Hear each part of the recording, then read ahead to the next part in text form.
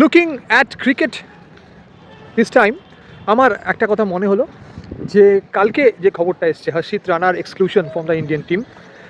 আজকে ইন্ডিয়া ইউএসএর সঙ্গে বিশ্বকাপ T20I এর যাত্রাপথ শুরু করছে এবং সবথেকে বড় কথা যে এই বিশ্বকাপ নিয়ে তো অনেক চর্চা হচ্ছে, খেলার চর্চা কম কিন্তু অন্য সব কিছুর চর্চা বেশি। সেগুলো নিয়ে দু একটি ভিডিও আমি করেছি, আপনারা দেখেছেন, বাংলাদেশ পাকিস্তান এসব নিয়ে।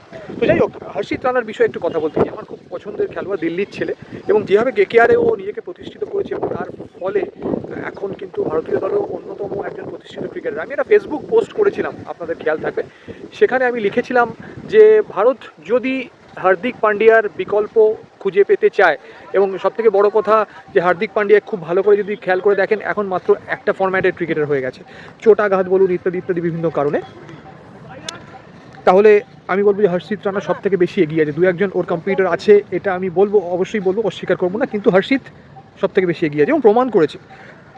এই T20 বিশ্বকাপে প্লেয়িং 11-এ হর্ষিত আসতো বলে আমার মনে হয় না।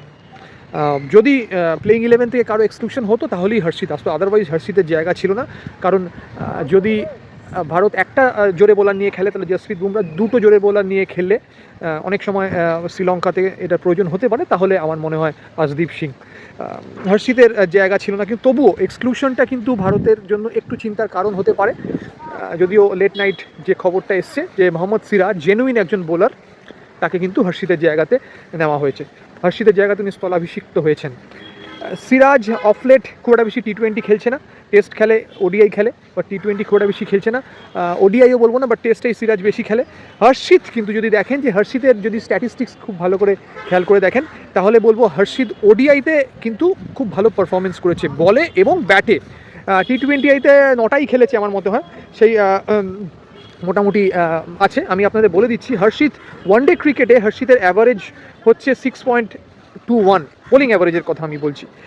14টা ম্যাচ ভারতের জন্য খেলেছে, রান করেছে 712 রান এবং উইকেট নিয়েছে 26টা, 26 উইকেট, বেস্ট হচ্ছে 4 উইকেটস ফর 39 রানস। সুতরাং যথেষ্টই ভালো পারফরমেন্স হর্ষিত অফলেট করছে ODI এর জন্য।